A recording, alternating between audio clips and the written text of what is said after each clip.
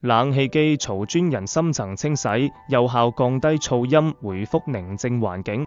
冷氣機槽或冷氣機好嘈問題在香港非常普遍，嚴重影響睡眠質素和日常生活。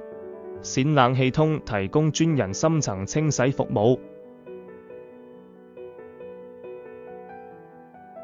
冼冷氣通亦提供其他專業冷氣服務。冷氣機槽的常見原因：魯莽積塵過多，導致空氣流通不暢，產生噪音；風扇軸承缺乏潤滑，導致運轉不順暢，發出聲響；內部零件老化或風扇葉片異物卡住。冼冷氣通亦提供其他專業冷氣服務，例如冷氣保養、檢查及安裝等。為什麼冷氣機槽需專業深層清洗？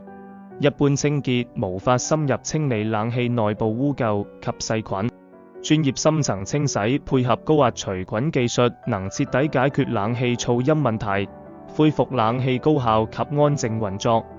冼冷氣通亦提供其他專業冷氣服務，例如冷氣保養、檢查及安裝等。實用技巧：自行降低冷氣機噪音的方法，清潔魯莽，每月清洗或更換冷氣魯莽，防止積塵；檢查風扇葉片，定期檢查葉片有否異物阻塞或鬆動，保持機器穩固；確認冷氣安裝位置水平且穩固，避免震動噪音。冼冷氣通亦提供其他專業冷氣服務，例如冷氣保養、檢查及安裝等。冷氣機槽常見問題 FAQ： 冷氣機槽是否一定是機器故障？未必，有時候僅是清潔不足所致，但持續異響應請專業檢查。冷氣機好嘈可否自行處理？輕微問題可以自行處理，但徹底解決建議找專業人員。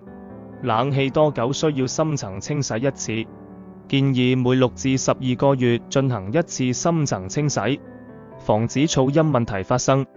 冼冷氣通亦提供其他專業冷氣服務，例如冷氣保養、檢查及安裝等。